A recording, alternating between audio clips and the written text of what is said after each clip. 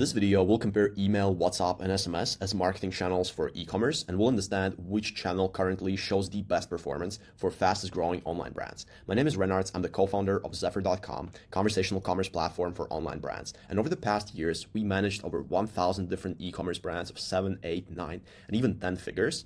And we managed over 2 billion in active conversations across WhatsApp and SMS and generated over 300 million in attributed sales for our clients. So we collected quite a lot of data points to be able to make that comparison. So let's get started. Before diving into each specific channel, we have to take a look at this beautiful marketing concept called tofu, mofu, and bofu. I put small explanation. This is top of the funnel, which is the biggest pool of your audience. And those are cold customers who are not aware about your specific product. And this is basically cold customer segment. Mofu is middle of the funnel, basically people who are in consideration stage, and bottom of the funnel is people who are your hottest customers, your hottest audience that are opening your emails, engaging with your marketing, and in active decision-making stage and who are ready to buy from you. But most importantly, there's another stage which we haven't added here yet.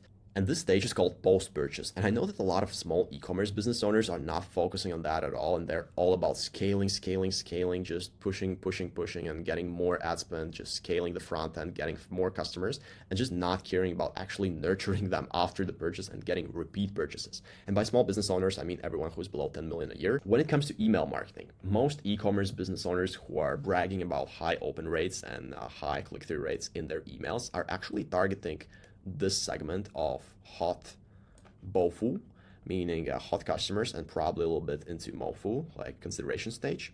And this is typically a big mistake because most of the revenue is concentrated right here in cold customer segments. And since you're not reaching them with your emails and you're afraid of hurting your deliverability, then you have to actually start using other channels. You cannot simply rely on email. It gets 20% open rates as soon as you scale it to cold customers. So that's where WhatsApp typically comes in. So what WhatsApp is really good at, it's for this stage, which is post-purchase.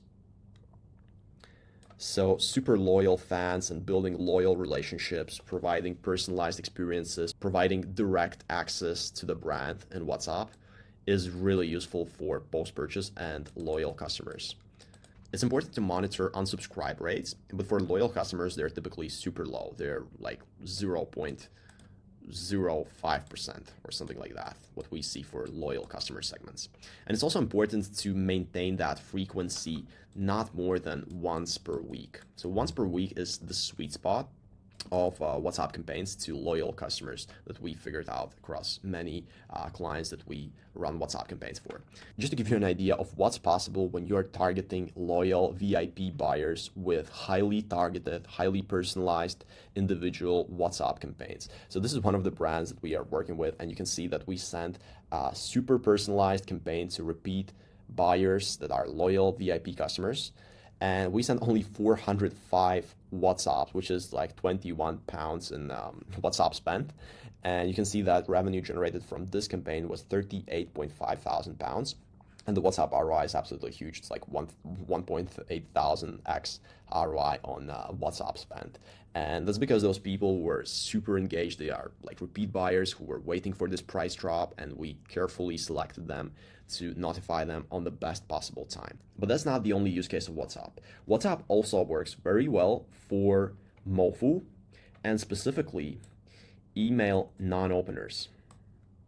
Why does it work so well? Imagine a brand is sending an email campaign to their regular segment of last, let's say, 180 days engaged customers, which is typically mofu and bofu, and they're reaching, let's say, 50,000 people with their email campaign. Let's say they're lucky and they get 40% open rate, which is very rare nowadays for email, but let's assume they have 40% open rate, which would be 20,000 people that they reach via email. And majority of people, which is 30K, are receiving that email, but they're not opening it. So that would be 30K. And from the data that we observed, many of those non-openers could actually be quite engaged customer segment. Many of them could be browsing on their website before. They could be even buyers, and many of them could even become repeat buyers, but they're not buying simply because they're not receiving email. They're not actively thinking about this brand. They're not into their consideration stage. So the best strategy to do is to actually target them with WhatsApp after 48 hours. So those are the pros and cons of email marketing. On one side, it's good for both full bottom of the funnel. It's really good for post-purchase and loyal VIP customer segments. However, it's absolutely horrible for tofu, for top of the funnel, where most of the money could be made, because most of the brands are not targeting cold segments with email because the risk of ruining your deliverability and sender reputation is absolutely super high. And it's also inefficient for middle of the funnel because people who might be actively engaged, who might be considering your product, they're not getting your emails and they're probably landing in spam box. So let's analyze WhatsApp right now. The pros of the WhatsApp is that it could have super high ROI for loyal customers and VIP segments, and it could be super efficient for targeting middle of the funnel non-openers if executed correctly.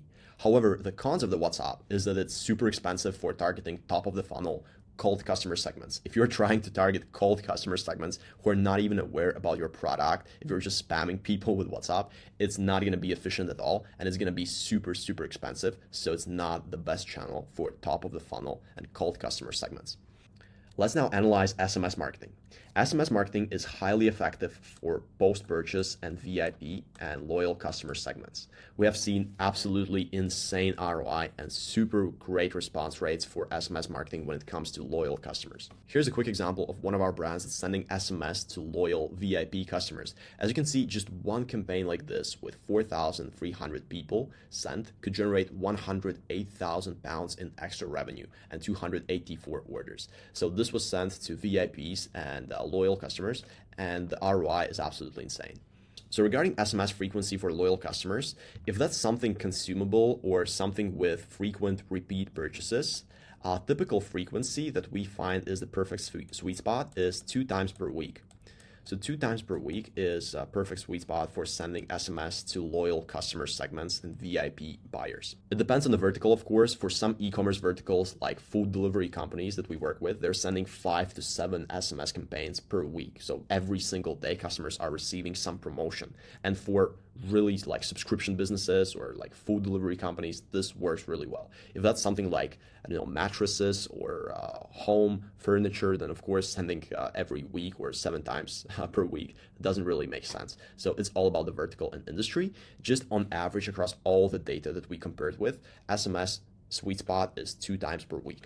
Now, when it comes to middle of the funnel, SMS is highly effective because you can also reach non-openers with SMS if you prefer it over WhatsApp, simply because of cost, for example, or you want higher ROI, then SMS is definitely a good choice for targeting middle of the funnel non-openers. And also, SMS is absolutely perfect for top of the funnel cold customer segments. Why? Because SMS is relatively cheap compared to WhatsApp. It's much cheaper, and there are no strict platform-specific rules that could get your account blocked, like WhatsApp, for example. When you send to a completely cold customer segment with WhatsApp, you could easily get some restrictions from Meta, and that's very feasible. However, for SMS, people could just simply hide alerts from that specific sender, and it doesn't impact your deliverability. You can send, for example, you have a database that you haven't targeted for years of, let's say, 200,000 people. You can easily target them with SMS with 90% deliverability and absolutely crush it. And we've seen tons and tons of case studies about many successful brands that are using our platform who have been interacting with cold customer segments, top of the funnel, through SMS, and they're reporting absolutely insane results. So let's compare all the pros and cons of SMS marketing. So first of all, it could have very high ROI for loyal customers and VIPs if executed correctly. It also has very high frequency tolerance. People are actually not against receiving tons of SMS. So many companies are sending up to 7 SMS per week, meaning every single day, and customers typically tolerate that very well. So most of the people, what we see from data, are not against receiving SMS, and we don't see high unsubscribe rates when the frequency grows, unlike WhatsApp. So for WhatsApp, people have way less tolerance. Once they start getting like 4 or 5 WhatsApps per week, the unsubscribe rates grow very fast. Whereas with SMS, that doesn't typically happen, and people tolerate that at very high frequency. It also works very well with middle of the funnel, like we just discovered. The ROI is typically very similar with WhatsApp. However, some brands prefer doing SMS when it comes to middle of the funnel. And the fourth one, which is the most important thing about SMS marketing, in my opinion, is that it's the only go-to option when it comes to top of the funnel cold customer segments, because fundamentally it's absolutely impossible to reach 100,000 cold customers with email and WhatsApp, for example, because for WhatsApp you would get restrictions from Meta and very high unsubscribe rates and very bad reaction. And when it comes to email, you would simply not get them delivered and you could ruin your deliverability and sender reputation. And when it comes to SMS, that's absolutely fine. You can reach hundreds of thousands of people just with one click, or even millions of people. People tend to tolerate that, and there's less platform-specific restrictions and problems associated with that. So the only con of SMS marketing is that it has less two-way interaction journeys, unlike WhatsApp marketing, for example. When it comes to WhatsApp, you can build relationships with customers. They like to respond back. They ask some questions. You can get some deep insights about customer preferences. Whereas with SMS, it's less likely because people typically do not respond to SMS. They think it's a one-way channel, and there's less interaction and less room for exceptional customer support and getting deep insights about your customer preferences when it comes to SMS. However, when it comes to ROI, it's absolutely a huge channel, especially when it comes to cold customer segments and top of the funnel. So that's our comparison of all three channels. Email, WhatsApp, and SMS are absolutely crucial for any e-commerce brand growth, and we cannot say that SMS or WhatsApp is better than email and we should just get rid of email and only do SMS or only do WhatsApp. That would be absolutely irresponsible advice, because every channel has its pros and cons. For example, email is free. It's good for targeting bottom of the funnel, for targeting engaged audiences. It's also good for targeting post-purchase and loyal VIP customer segments. However, it's not working for top of the funnel and awareness stage customers and cold customer segments. And it's also not efficient for middle of the funnel, because many people are not opening emails, are not getting them nowadays. And that's the cons of email marketing. When it comes to WhatsApp, it's absolutely perfect for two-way interactions, for getting deep insights about your customers, for customer support, for good ROI when it comes to loyal customers, and it's really efficient for targeting middle of the funnel non-openers. And typically the best strategy is to do that 48 hours after email attribution window is over, or after 5 days, or whatever is your email attribution window. However, WhatsApp biggest con is that it's super expensive when it comes to cold customers, and it's not really efficient. There are also some restrictions from Meta when you're targeting cold customers who are more likely to report your sender, and that creates some problems when it comes to TOFU. However, for SMS, there are many pros. For example, there's high ROI when it comes to loyal customers. There's very high frequency tolerance, which is really important observation, that customers tolerate SMS very well. It works well with middle of the funnel. You can target email non-openers, similar like you can do this with WhatsApp. And it's actually the only go-to option when it comes to top of the funnel and cold customer segments. And the only problem is that it has less two-way interaction journeys and less deep insights like it has with WhatsApp marketing. So that's the conclusion. If you're an e-commerce business and you're serious about scaling and you are spending tons on paid ads and you're using email marketing and you would like to implement WhatsApp or SMS for maximizing your brand's revenue and ROI and retention marketing, then just go to Zephyr.com, explore our platform, and book a demo call with our team to get started. With that being said, thanks for your attention and see you on my next video.